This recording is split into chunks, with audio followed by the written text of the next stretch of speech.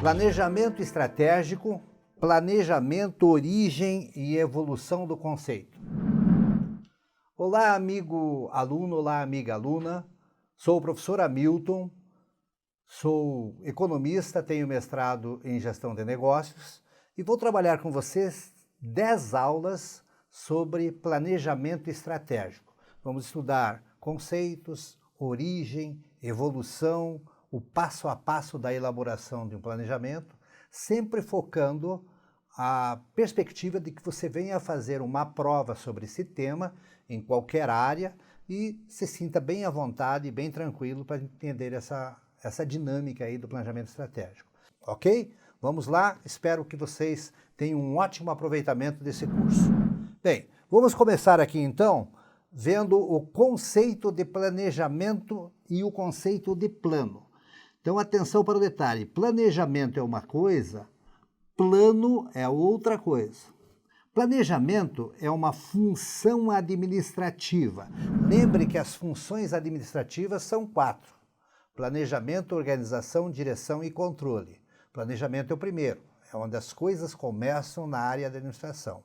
Então, o primeiro aspecto importante do planejamento é que é uma função administrativa. Vai anotando isso aí, vai fazendo aí o teu Memorex. E essa função administrativa estabelece o quê? Estabelece os objetivos e as linhas de ação adequadas para alcançá-las. Quando nós falamos de linhas de ação, você pode anotar aí estratégias. Em algumas questões não se usa o termo linhas de ação e se usa o termo estratégias. Então, se tivesse aqui objetivos e estratégias, também estaria certo. Tranquilo? Outro aspecto importante do planejamento é que ele é um processo, certo? É uma forma de se conseguir um determinado resultado que se transforma no plano. Então, detalhe importante aqui, planejamento não é sinônimo de plano, ok? Planejamento é um processo, plano é o documento resultante desse processo. Vamos voltar aqui, ó. A finalidade, então, de um processo de planejamento é facilitar a formulação da estratégia empresarial. Observe que nós já tínhamos falado sobre isso, dizendo que estratégia às vezes aparece no lugar de linhas de ação. Além de formular a estratégia, estabelece também as formas para que se consiga os objetivos estabelecidos. Então, isso é planejamento. E plano? Plano é o documento que detalha um processo de planejamento. Então, o documento chama-se plano, tanto que você vê por aí, quando você lê textos ou quando você participa de alguma reunião, de alguma aula, termos como plano de negócios, plano de contenção de despesas, plano de expansão. Então, veja, plano é o documento que todos utilizam. O planejamento em si foi o fato gerador do plano. Os processos de planejamento e a formulação estruturada de uma forma abrangente das estratégias passaram a integrar o mundo corporativo a partir da década de 1950. O que é mundo corporativo? Corporativo vem de corporações, então é o mundo dos negócios, o mundo das empresas. Até então, até 1950, planejamento não era algo prioritário dentro das instituições. Por que não era prioritário? Porque até então prevalecia a proposta de Fayol. Fayol é um dos 3 grandes nomes da escola clássica da administração. Lembre que a administração começou a surgir como tema a partir do início do século XX. Então, quando se fala em escola clássica, se fala desse período de Fayol, de Taylor, de Ford, são os 3 nomes citados. Bem, Fayol, lá em 1916, portanto aí há mais de 100 anos, estabeleceu 5 ações gerenciais. Eram previsão, organização, comando, coordenação e controle. Então observe que não era planejamento ainda, tá vendo? Era previsão, ok? O termo planejamento ele é mais recente. Bem, A ideia de formulação de estratégia até então era intuitiva. O que quer dizer algo intuitivo? É aquilo que é feito na prática, que não obedece a uma técnica, que não obedece a um plano bem elaborado do passo a passo a ser feito. Então, ainda era intuitiva a ideia de elaboração de uma estratégia. Elas existiam, mas eram intuitivas, tá? E quem fazia isso? Quem fazia isso era o dirigente principal da empresa. Até então, planejamento era algo extremamente centralizado. Esse enfoque simplista e informal, simplista por quê? Porque era intuitivo. Informal por quê? Porque não era documentado. Lembre que aquilo que se documenta a gente chama de formal. Aquilo que a gente não documenta a gente chama de informal, ok? Então, aquele modelo simplista e informal, sem a elaboração de um documento direcionador, era o que prevalecia na época.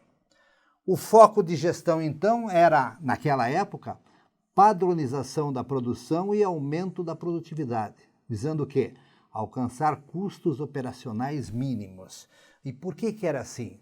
Porque o mercado era altamente comprador, não era necessário a gente se preocupar com marketing, se preocupar com finanças, não se tinha muito foco em qualidade.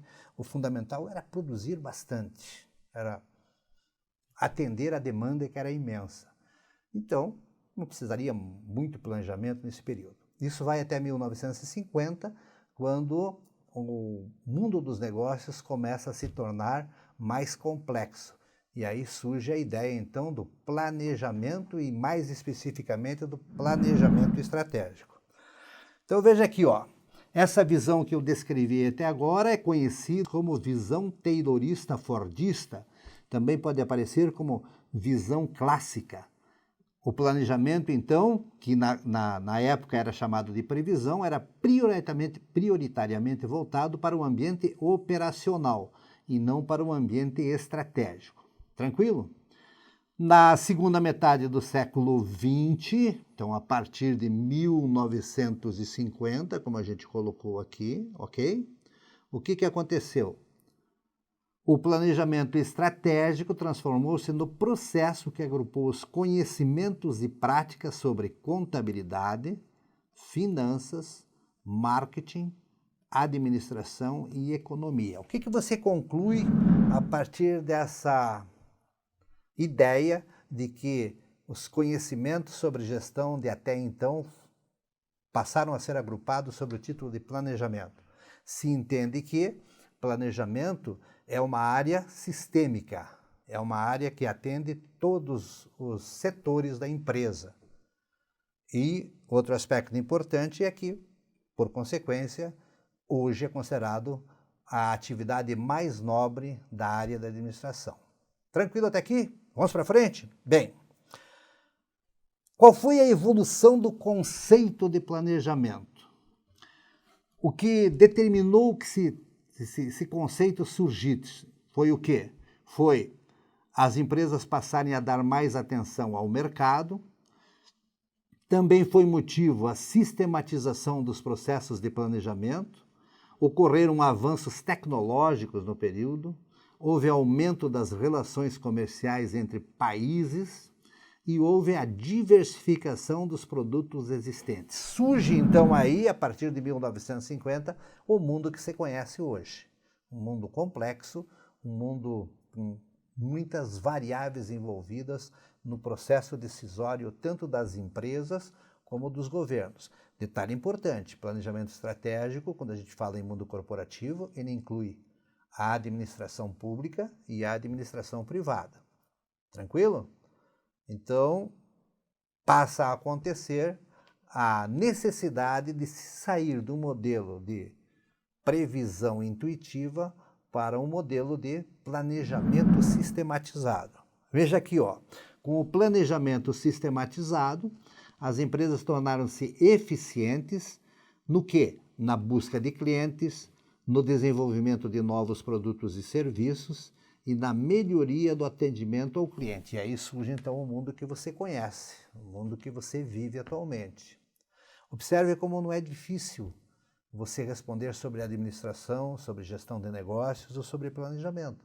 Porque, na verdade, você, atuando como cliente, atuando como consumidor, você consegue perceber todas essas variáveis acontecendo ao seu redor. Se você, além disso, tem uma experiência de estudo, né, de formação acadêmica, ou se já trabalha, fica bem mais fácil entender esse mundo que está sendo descrito aqui, ok? Bom, detalhe importantíssimo aqui, ó. Os conceitos de planejamento e estratégia, eles são antiguíssimos. Eles não foram criados agora, em 1950. Você encontra textos sobre planejamento e estratégia, isso se pergunta em muitas provas, em texto de Sun Tzu, por exemplo, A Arte da Guerra, que foi escrito no século V a.C., esse Sun Tzu, pelo próprio nome você pode perceber, é chinês. Nós encontramos noções de planejamento e estratégia nos livros épicos sobre as guerras de Atenas contra Esparta, isso então na Grécia Antiga, isso ocorreu lá no século IV a.C. Nós temos, por exemplo, o livro O Príncipe de Maquiavel, que é do século XIV, tá? Mas qual a característica importante do planejamento e estratégia até então? Estavam associados apenas ao ambiente militar, tá? Então, essa questão aí aparece muito. Planejamento e estratégia envolve conceitos antigos? Envolve. Só que não era usado na área corporativa, era usado na área militar. Tranquilo? Muito bem. O que é a essência do planejamento, então? A essência do planejamento é a ideia de que se opera em duas épocas, o presente e o futuro. Na ótica dos gestores, é importante administrar o presente visando um futuro sustentável. Uma coisa muito importante também que é perguntada, e é importante que você entenda, é que a noção mais simples de planejamento é a não improvisação. Uma ação planejada é uma ação não improvisada. Lembre que nós brasileiros somos conhecidos no mundo inteiro como grandes improvisadores, né? Nós sempre resolvemos as questões. A premissa de uma ação de planejamento, então, é a seguinte: a empresa precisa adaptar as suas políticas e planos às oportunidades e ameaças observadas continuamente no seu ambiente de atuação. Uma empresa eficaz, né? O que é uma empresa eficaz? Aquela que atinge um resultado, tem preocupação constante em identificar e satisfazer as necessidades de seus clientes, adaptando-se, dessa forma, às contínuas mudanças do mercado. Portanto, as técnicas de planejamento atuam como facilitadoras dessas ações. Eu montei aqui a aula da seguinte forma. Eu primeiro apresento a questão aberta e a situação ideal é que você dê um stop no vídeo, resolva a questão sem ver o gabarito que aparece logo a seguir. Eu vou comentar o gabarito, mas veja que aparece aqui, ó, estou mostrando aqui para você, uma questão, tá? Nessa aqui, por exemplo, você tem que assinalar a afirmação incorreta. Veja a pergunta. As principais funções do processo de gestão estão ligadas a planejamento, né, organização, direção, comunicação, controle e avaliação, tá? Essas funções do processo de gestão são, da forma que está colocado aqui, planejamento, organização, direção, comunicação, controle e avaliação, uma forma mais detalhada das 4 ações administrativas, planejamento, organização, direção e controle, ok? E nessa questão, então, você tem que encontrar a afirmação incorreta. As outras 3 questões estão montadas da mesma forma. Eu primeiro coloco a questão sem a resposta, a ideia é que você pare o vídeo e resolva, e depois, logo a seguir, você dá sequência ao vídeo e vê a resposta. É o que eu vou fazer agora, vou apresentar a resposta, ok? A resposta da questão é a alternativa incorreta e a alternativa A.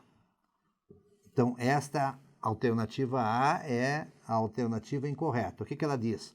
O planejamento se baseia exclusivamente nas decisões que foram colocadas em prática no passado. Errado, né? Conversamos agora há pouco aí no transcorrer da teoria que o foco do planejamento é presente e aonde quer se chegar no futuro. Não se considera o passado? Se considera sim, a experiência histórica é importante, mas não da forma que está colocada aqui, que se baseia exclusivamente nas decisões e práticas do passado. Errado por causa disso. Tranquilo? As outras 4 alternativas, então, são alternativas corretas. Veja aqui, ó. O processo de organização deve dispor os recursos em uma estrutura que facilite a realização dos objetivos. Ok, então isso aqui está correto. Outra afirmação importante. Direção é o processo de trabalhar com pessoas para possibilitar o quê? Para possibilitar a realização dos objetivos. Então, quando a gente exerce a função administrativa direção, a gente trabalha com pessoas, tá? Então, informação correta. Alternativa D. O processo de controle procura assegurar a realização dos objetivos através da comparação do que foi planejado com o que está sendo executado. Essa é a função controle. A função controle tenta identificar se aquilo que está sendo executado está de acordo com aquilo que foi planejado e, se não estiver, se faz ações corretivas, ok? E, por último, o processo de comunicação visa, entre outros pontos, assegurar que as informações essenciais para o fluxo produtivo sejam transmitidas e armazenadas correta e fidedignamente. Então, a essência da comunicação é transmitir e armazenar. Quem transmite é o emissor, quem armazena é o receptor. Esse receptor pode ser uma pessoa, pode ser um setor ou pode ser uma empresa como um todo. Bem, essa questão aqui eu coloquei porque você tem aqui uma noção muito concreta do que vem a ser as 4 funções administrativas: planejamento, organização, direção e controle. Ok? Vamos para uma outra questão agora. Aqui nós falamos sobre evolução do pensamento estratégico. Esse assunto da evolução do pensamento estratégico é tão importante que tem uma aula que aprofunda esse tema na aula 3 desse curso. Nós vamos ver essa questão aqui como demonstrativo da evolução do pensamento estratégico na segunda parte do século XX. Lembre que a ideia de planejamento estratégico começou em 1950, e aqui o importante dessa questão é você começar a se familiarizar com os nomes que são considerados referência na evolução do pensamento estratégico, do planejamento estratégico. Detalhe importante, observe que todos esses autores vêm do ambiente dos Estados Unidos. Isso é uma coisa que também você tem que assimilar. O modelo de administração que se pratica no Brasil e que é colocado como tema nas provas é o modelo americano. Nós temos uma segunda corrente que chega aqui na década de 1970, que é a visão japonesa, aquela que traz o conceito de controle de qualidade, de importância na qualidade. Mas isso aqui é um tema de outro assunto, é gestão da qualidade, não está em planejamento estratégico. Planejamento estratégico é tipicamente de origem americana. Então, vamos analisar essa questão, você vai ter algumas informações importantes aqui. Já aproveite para checar aqui nessa questão, dentro daquela ideia de você primeiro resolver para depois ver o gabarito, o que você já sabe disso e o que você não sabe são áreas que você precisa aprofundar. Tranquilo? Vamos lá então.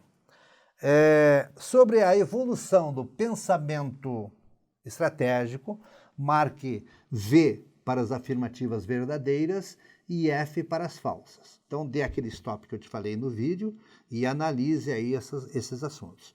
Eu agora vou trocar o slide e já vou então colocar o gabarito, tá? Então, veja aqui o gabarito. A sequência correta dessa questão é VVFV. Significa o quê? Significa que a alternativa falsa é a terceira das opções aqui, ok? Então vamos analisar. Primeira informação é verdadeira. Na década de 1970, o planejamento estratégico era formal, complexo e rígido. Veja, formal, complexo e rígido, década de 1970. Por que ele era assim? Já falamos ainda no transcorrer da teoria. Até 1950 era intuitivo e era informal. Aí os caras começaram a formalizar as coisas, exageraram. Ficou um negócio muito burocrático, muito amarrado, bem característico do que aconteceu nas décadas de 1960 e 1970. Lembre também que a evolução tecnológica, o surgimento da TI e mais tarde das TICs, né, que envolve tecnologia da informação e comunicação, surge a partir de 1970. Então os caras acabaram engessando o modelo. E quando surgiu o deslanche do mundo, quando ele começou a se tornar mais dinâmico, imediatamente esse modelo começou a se tornar burocrático demais, fora de condições de ser utilizado. Mas aqui nós temos uma informação histórica que você tem que saber. Quem era o cabeça desse modelo, quem era o cara pensante desse modelo? É esse nome aqui, ó, Igor Anzoff. Igor Anzoff, ele inclusive que disseminou o modelo básico SWOT, que nós vamos estudar aqui, temos uma aula exclusiva sobre isso, mas que para ter noções de planejamento estratégico, você já deve ter visto falar, né? A análise SWOT, matriz SWOT, o modelo básico SWOT. O que você tem que guardar aqui, ó? Década de 1970, o modelo era formal, complexo e rígido, tá? O nome principal era Igor Anzoff, tá? E lembrar que então foi nesse momento que surge a matriz SWOT. Tranquilo? Bem, vamos para frente. A segunda informação é verdadeira. Outro autor importante que você tem que ser familiarizando com ele, eu vou voltar a conversar com ele na aula 3, autor Michel Porter. Né? Não, desculpe, Michel não, ele não é francês, é Michael Porter, tá? Ele surge como expoente na década de 1980 em resposta à crise e à pressão dos concorrentes, fornecedores, entrantes, clientes, produtos substitutos, tá? E ele demonstrou um modelo que é conhecido como as 5 forças competitivas que moldam a estratégia de cada setor. Então, Michael Porter é o segundo nome em importância no estudo do planejamento estratégico. A terceira informação, por que ela está errada? Anote aí, ela está errada porque o nome do que está escrito aqui, referente à década de 1990, não é correto Peter Drucker, tá? Peter Drucker não está ligado a isso. Peter Drucker está ligado à administração por objetivos. A pessoa, o nome que deve ser colocado aqui é do Michael Porter, tá? Michael Porter, então, é que deixaria certo esse texto. Então, texto certo. Na década de 1990, Michael Porter desenvolveu um mecanismo de gerar estratégias competitivas através da liderança em custo, diferenciação e ou foco. Ele criou, então, as denominadas estratégias genéricas, tá? Que levam, então, ao conceito de cadeias de valor. Então, falso porque esses mecanismos foram desenvolvidos por Michael Porter e não por Peter Drucker. E a última, ela tem um texto certo, mas eu vou fazer uma correção e você vai ver que na aula 3 eu vou reforçar. O texto dessa questão no gabarito está correto. Realmente, Kaplan e Norton desenvolveram um sistema de avaliação conhecido como Balanced Scorecard, BSC. É um outro assunto que nós vamos ter uma aula mais aprofundada daqui a pouco, mas você tem que, desde já, tomar conhecimento. Mas eu quero te dizer o seguinte, no gabarito, essa alternativa está certa, mas eu recomendo que se faça uma correção aqui. Não entendo que o Balanced Scorecard seja desenvolvido como sistema de controle no século XXI. Isso está errado, ok? Na verdade, Kaplan e Norton desenvolveram o BSC na década de 1990. Para ficar certo aqui, teria que ser assim, ó, no século XXI, a partir de 2000, portanto, Kaplan e Norton divulgaram e foram bem recebidos pelas empresas. As empresas utilizam muito esse modelo chamado Balance Scorecard do BSC, tá? E não desenvolveram. Desenvolveram a década de 1990. Mas isso você vai encontrar sempre em provas. Tem algumas coisas que a gente tem que fazer uma conta de chegar para fazer ponto na prova, tá? Beleza? Vamos agora então para um último exercício aqui, ó.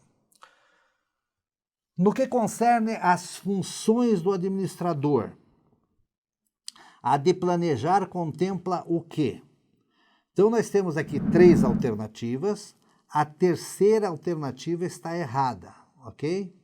Então, quais são as funções do administrador quando ele está em processo de planejamento? Então, certas as opções 1 e 2. E errada a opção 3. Então vamos lá. Está certo dizer que a função do administrador é a identificação ou o estabelecimento dos objetivos da organização no longo prazo, de forma sistêmica, ou seja, de forma ampla, levando em conta também o ambiente externo, correspondente ao denominado planejamento estratégico. Tranquilo, isso aí está correto, ok? Está correto também a segunda afirmação. As funções do administrador, quando planeja, envolve a determinação da forma de atingir os objetivos e as metas da organização. Forma de atingir os objetivos e as metas é a estratégia, tá? É a maneira de fazer. Então, quando eu penso em como atingir o objetivo e como atingir as metas, eu estou pensando na estratégia, ok? Bem, e nesse modelo, então, ele faz o quê? Ele estabelece programas e projetos, ele se concentra no ambiente interno com um horizonte de curto prazo. Neste caso, então, ele está fazendo o quê? Planejamento organizacional, ok? E a errada? A avaliação do cumprimento das metas e dos indicadores estabelecidos, corrigindo o desempenho dos subordinados e eventuais desvios dos planos traçados, corresponde ao denominado planejamento estratégico? Não, errado. Não é planejamento estratégico, ok? Quando ele corrige os eventuais desvios e os planos traçados, conversamos aí na questão 1, ele está exercendo a função controle, então ele não está planejando, está controlando. Por isso que a alternativa, a opção 3, está errada, ok? Muito bem, chegamos então ao final da nossa primeira aula e espero que você tenha conseguido entender já a dinâmica que nós vamos usar nessa atividade, espero que você tenha gostado e nos encontramos na segunda aula. Bons estudos e até a nossa segunda aula.